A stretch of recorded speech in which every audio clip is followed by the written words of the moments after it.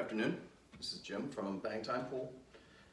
Recently I was asked to show a little bit about safeties. So I've decided to start a little series on safeties and defense and things like that. When should we do it? When should we not? Now, I'm going to specifically talk right now about 8-ball and 9-ball. Okay. Obviously, there's going to be more chances in 9-ball to play a safety, less options. Meaning, if I'm on the 1-ball, all I really need to do is block a path or lock up the 1-ball.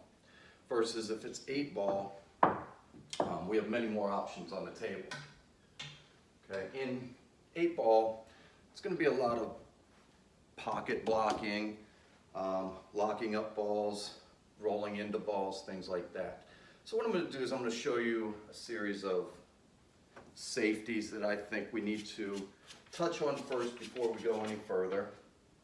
And the first one I think that's important in both games would be a stop shot for a safety. Okay, pretty simple. What we would want, and one of the mistakes a lot of people make is we don't think about our object ball. We let it get out of hand. Okay. All we want to do is lock up on or behind the 8-ball. So for that, and again, this is a stop shot. We would have to make sure that we're on for that. And let's say my opponent had the 13-ball remaining. Okay, so I'm going to give you a look at it. So do I want to try to squeeze that in the side? Do I want to try to bank it? Or do I want to live another day and try to win this game? Now it took me a lot of years, a lot of butt kickings, me getting my butt kicked. Especially in 9-ball. I remember a player that I played years and years ago. I made 90% of the balls and won 10% of the games. I believed offense was the way, but you get smarter as you get a little older. And defense is a big part of this game. Safeties is a big part of this game. Okay, you got to know when to play them, when to take that chance, and again, go with the percentages. Know your opponent. Okay, if you know that you can't lock up your opponent, then yes, you got to play offensively and try to win it. But if you think, your opponent can't kick that well, lock them up. Like in this position right here, I'm on the 1. Can I cut it in the side? Can I bank it? Can I get position on the 8?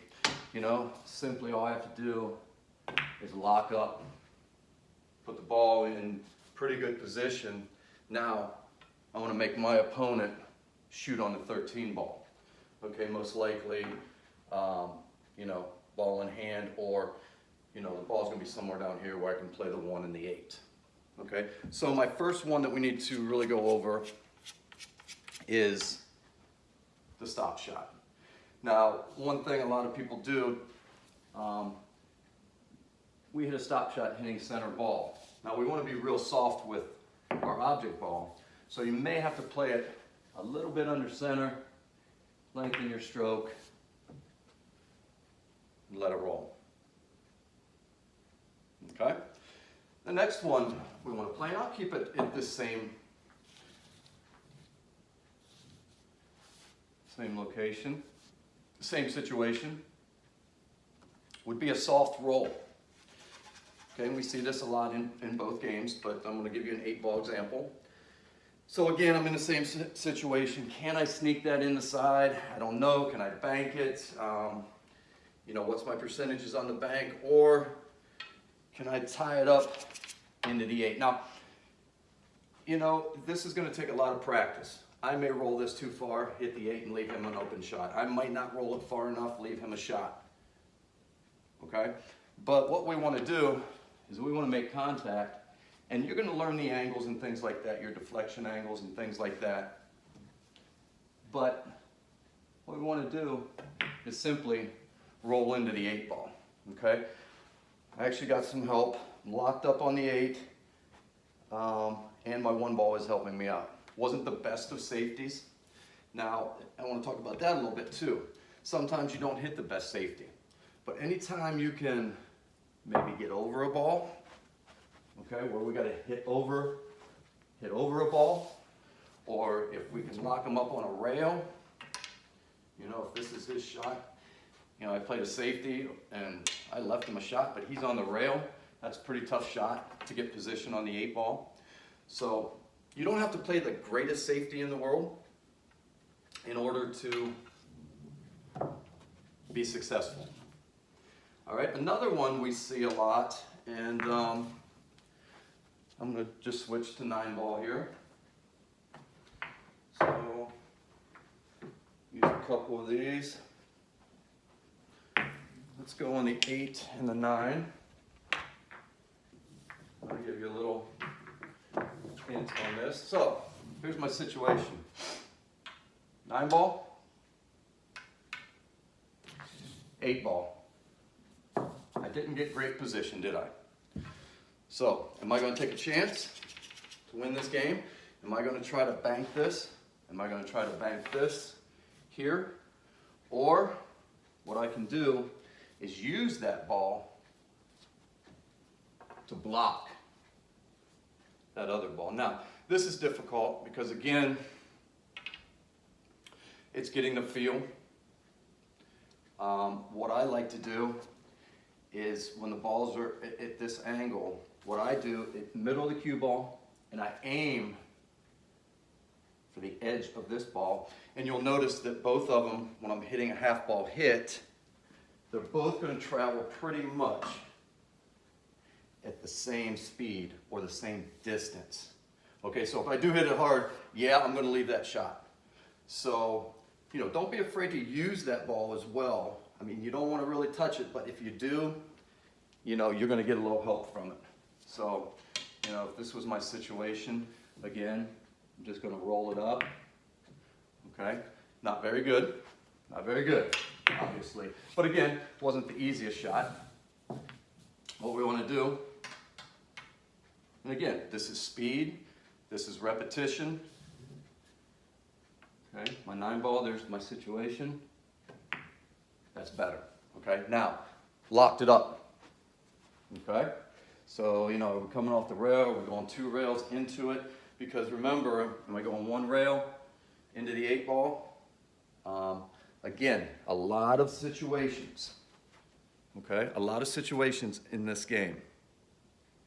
The last one I want to talk about, and this one will take probably the most practice, is, for instance, let's say I am on the 8 or the 9-ball, depending on the game. Let's just go with 8-ball. And I'm left in this situation. It's kind of the same principle. Do I want to bank it? What's my percentages? Do I want to kick it? What's my percentages? Or, knowing my opponent, not a real good banker, not a good safety player, what we want to do is work on, the ultimate would be to hit these and have them sit right here across from each other. But the odds of that, you know, it depends how much you practice, and actually a lot of other factors, how you hit it, the felt, things like that. But again, this is, I like to aim again at the corner of the ball, which gives me a half ball hit. I'm going to play this 8 here. Hopefully my 1 ball's up in this area. Now, don't think of both speeds. Just try to get your 8 ball on the rail here, because even if my cue ball's here, I still left the bank. But if I worry about my cue ball and I leave my 8 ball here, I don't care where the cue ball goes. Game's over. So in this situation, let's think about speed of the 8 ball. Okay?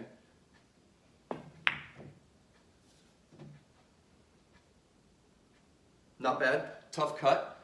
I would be kind of upset with that as a safety.